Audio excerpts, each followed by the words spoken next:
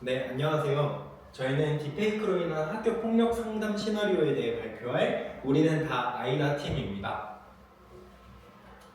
먼저 저희의 발표 목차는 크게 다음과 같이 7가지로 구성이 되어 있습니다. 먼저 내담자 정보에 대해 설명을 드린 후에 학교 폭력 상황과 주 호소 문제, 이를 해결할 상담 계획표와 상담 목표에 대해 설명을 드리고 주요 상담 기법은 무엇인지 또 3회차 상담 시나리오에 대해 설명을 드려보려고 합니다. 현재 내담자 정보는 다음과 같습니다. 먼저 이서현이라고 하는 만 15세 중학교 3학년 여학생으로 살고 있는 지역은 경기도 김포시입니다. 외양 및 행동 관찰은 먼저 마른 체형에 키가 크고 하얀 피부를 가진 친구입니다. 이 학생은 성격이 활발하고 사교성이 매우 뛰어난 편인데요. 조퇴나 결석을 한 적이 없으며 학업 성취도가 매우 높은 편입니다. 뿐만 아니라 친구들의 고민을 잘 들어주고 친구들로부터 상담사 같다는 말을 자주 듣는 학우입니다. 이 학우는 외동딸이며 맞벌이 가정에서 부모님이 모두 늦게 퇴근하는 그런 가정 환경에 놓여 있습니다. 그래서 대화는 밥 먹었니 정도로 짧으며 방과 후 집에서 혼자 지내고 가족 간의 대화가 등으로 보통 고민을 혼자 처리하는 편입니다. 저희가 여기서 주목해봐야 될 점은 특이사항인데요. 먼저 가장 친한 여학생들이 4명과 어울린다 라는 점과 주변 남학우들에게 이쁘다는 말을 자주 듣는다 라는 특이사항입니다. 학교폭력 상황은 다음과 같습니다. 세무중학교 2025학년 2학기에 제주도 수학여행 2일차 밤에 일어난 사건이고 학교폭력 규형은 사이버 폭력 중 디지털 성폭력에 해당한다고 말씀드릴 수 있겠습니다. 가해자는 주도한 6명 남학생과 같은 반 남학생이며 상황에 대해 말씀을 드려보겠습니다.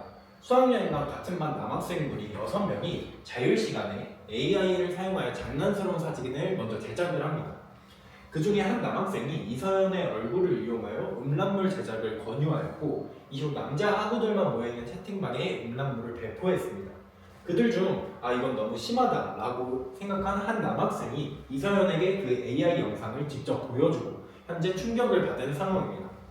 현재 발생 빈도와 위기 수준은 다음과 같습니다. 수학여행 이후 같은 반 남학생들은 이서연을 볼 때마다 흠칫 놀라고 지나가고 가는데요. 이 속에서 이서연을 제외한 여학생이나 담임 선생님은 현재 알지 못하는 상황입니다.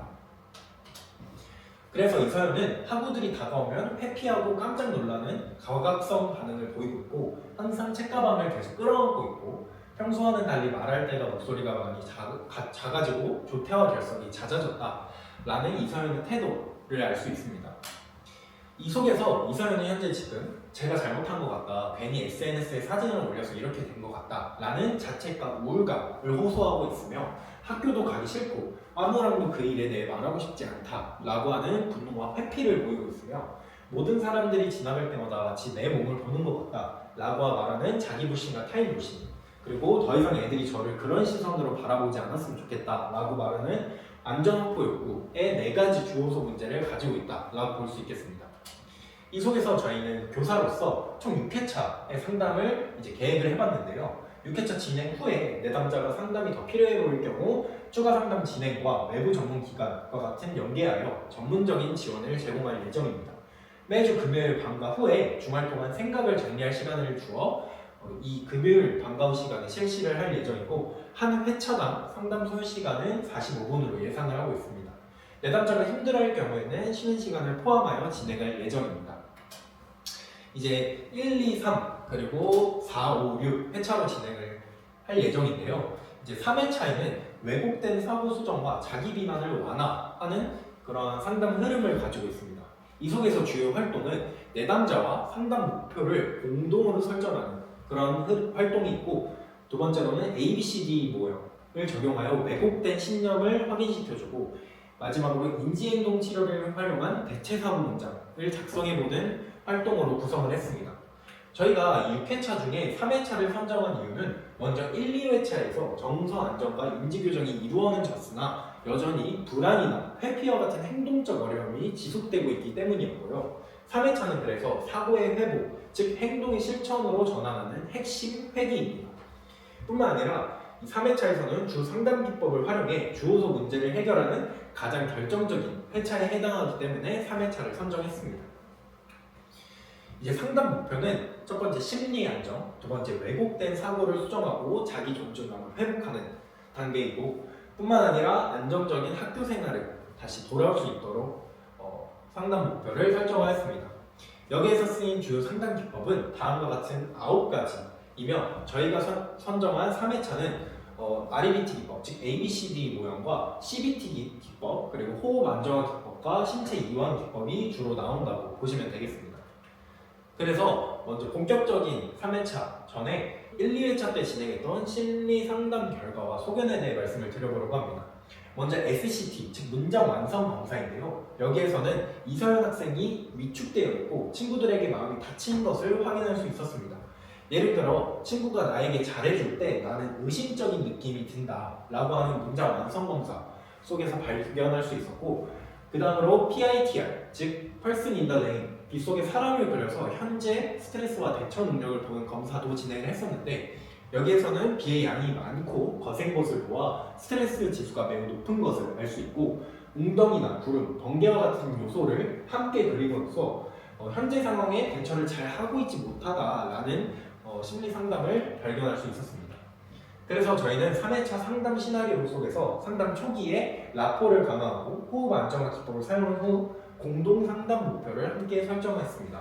뿐만 아니라 상담 중기에서는 REBT 기법, ABC와 DE, 그리고 CBT 기법까지 적용을 해봤고, 마지막으로 상담 후기에는 호흡 안정화를 반복하고 신체 이완 기법을 사용하고, 마지막으로 긍정적 강화와 다음 상담을 예고하는 그러한 초기, 중기, 후기 순으로 나눴습니다.